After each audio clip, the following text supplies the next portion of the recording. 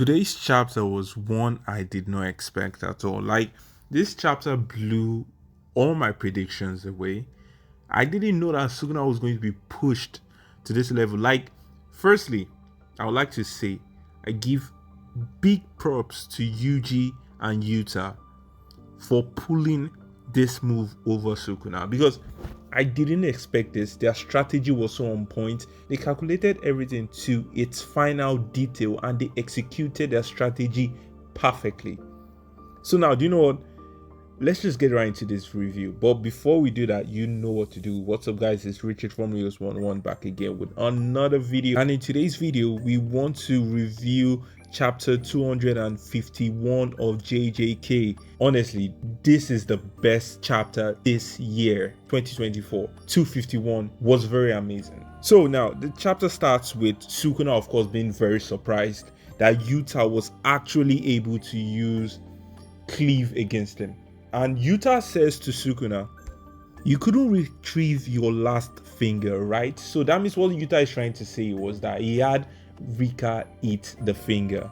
Now, one thing I'm always thinking about is, if that's the case, does that mean that there is another portion of Sukuna somewhere in Yuta? Because that would like really blow my mind, honestly speaking. And we see one of the famous JJK jumping. Like, one thing I respect Yuji, like really respect Yuji is perhaps the best jumper in all of anime history. Like, Yuji is always jumping people, and whenever he does it with pure perfection. Like, the choreography between him and Yuta is so spot on that even Sukuna himself is a bit dumbfounded.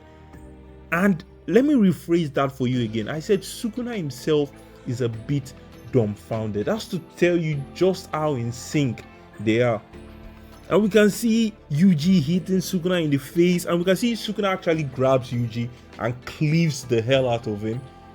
And honestly, I was like, why didn't Yuji just die immediately? Like, is Yuji that durable at this point? Because as much as I would love to say Yuji is that durable, well, another thing I can say is probably because Sukuna's course energy is actually depleting because of Megumi. So that means his cleave isn't as powerful as it would normally be. So yeah, that would probably make sense. That is definitely why I think is going on, actually. So we can see that Sukuna cleaves Yuji and Yuji spits on Sukuna. Now wait, this is going to come back in play later. And we can see Yuta goes for a very good hook to Sukuna's face. And Yuji is like, this is the last chance he has to get up. And I really love the determination of Yuji, honestly speaking, because this guy is forcefully using reverse course technique to heal the cleave that Sukuna just gave him. And this chapter actually proves something very important. And Sukuna says, my course energy output and my control of this body both are weakening quite a bit. That means Sukuna is currently losing control of both his body and both his course output. And Yuji, Yuta, and Rika both run the train against Sukuna. And honestly speaking, this is brutal. This is the first time in all of JJK we are seeing Sukuna get this destroyed, this decimated. Even Gojo couldn't do this. And this is really amazing, honestly. And so Sukuna is like, do you know what, let me go for this gamble. And the gamble Sukuna wants to go for is, he will try to release the aloe wicker basket so he can use a universal cleave. Now this is a very desperate attempt, and we can see that definitely Sukuna has been pushed to the extreme in order for him to do this type of maneuver. But the craziest part was that both Yuji, Yuta, and Rika expected this to happen along the line, and they were very much prepared for when Sukuna just slightly moved his hand to release the aloe wicker basket. And we can see Yuta pulling the tongue out of Sukuna's mouth in his tummy. You can also see he slices off Sukuna's mouth so that Sukuna cannot say the full incantation. And the thing is, I don't know, did he use cleave to do that, or did he use his normal sword? Like, if you know that, you can comment down in the comment section, because I'm not really sure, but we all know that Sukuna's mouth is damaged, so he can't say the incantation. And this is where those blood spatter that Yuji kept on Sukuna's face starts to explode. And this confirms that Yuji can actually manipulate blood. So does that mean that Yuji now has blood manipulation? Like, I like where this is going, but we still haven't seen the full power of Yuji yet. And we go to a flashback where Yuji explains everything to everybody, that two souls cannot fuse together to become one. That the only kind of situation where that should be even possible is with the help of Mahito, with the help of transfiguration. And we both know that Mahito is gone. So what Yuji was essentially trying to say is that Megumi is still down there somewhere, and this is their only chance of actually rescuing Megumi.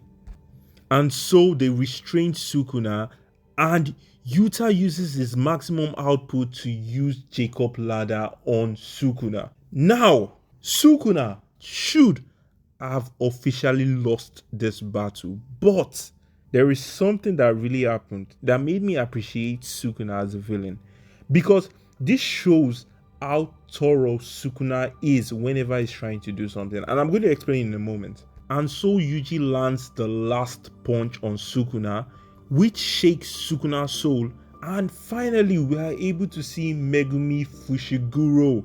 For how long has it been at this point? But then the craziest thing happened. Megumi has had enough. Megumi officially gives up. He doesn't want to live. Now, one thing that we should all understand, at this point, I will not blame Megumi, because not only is his sister gone, his foster father is gone. Both of them went via his hand, which was Sukuna controlling Megumi's body. So of course, Megumi wouldn't want to live. Because the truth is, what is he going to live for after? Let's say this whole battle ended. What is Megumi actually going to live for? The only person that should be with Megumi after this battle is over would be Yuji. And that is even very, very controversial, because we all know that Yuji is the kind of person that is ready to give his life to defeat Sukuna. So that means at the end of the day, Megumi might actually be the only one out of the trio to survive this battle. So the question is, what is Megumi actually going to live for? His sister is gone, Gojo is gone, most of his friends are gone. I don't blame Megumi at this point, and I'm still going to do a very in-depth video on why I feel Megumi is just a very, very tragic character at this point. Now, there is something that I want to point out. You know, I originally said that this is why Sukuna is such a flawless villain. Now, let me elaborate. After taking over Megumi's body and Sukuna did that ritual, if Sukuna was just a normal villain, that should have been enough. But it's as if Sukuna knew that a situation like this might occur. And that was the reason why he made sure that it was Megumi's 10th shadow that took out his sister. Like, this is so amazing at this point, because we can actually see that this can also be a facet of Sukuna's backup plan in case if a possibility like this were to happen. And honestly, we really need to give more credit to Sukuna as a villain, because this guy has really thought out everything.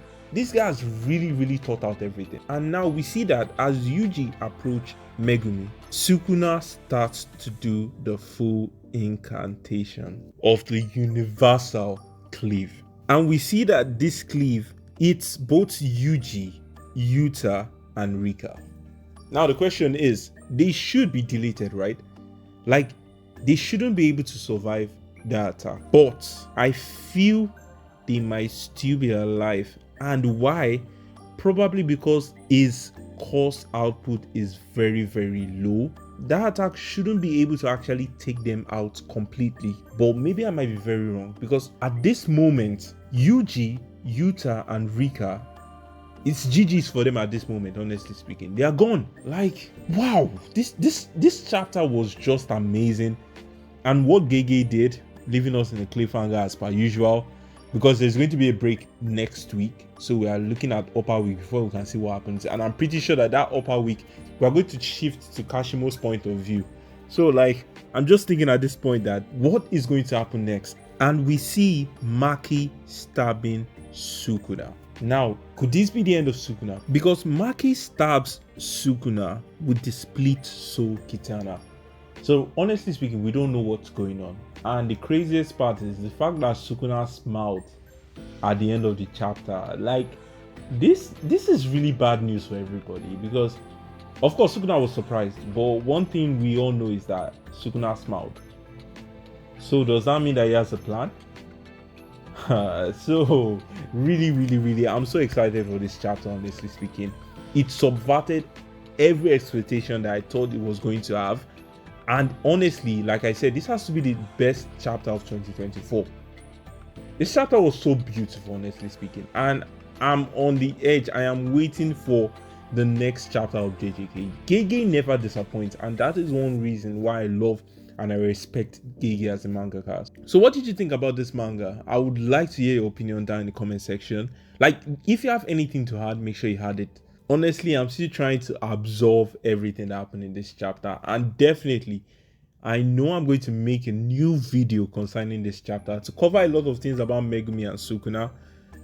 And yeah, that will be all for today's review. If you like anything I had to say, make sure you subscribe, make sure you share, make sure you like, because that will really be helping my channel. Definitely, I'll really appreciate if you do like. Let's try to get this video to 50 likes. I really appreciate that. Also, check out my previous videos. I'll leave them down in the description so that you can check them out. And yeah, that'll be all for today's video, guys. I really do hope you enjoyed everything I had to say. Yeah, ciao.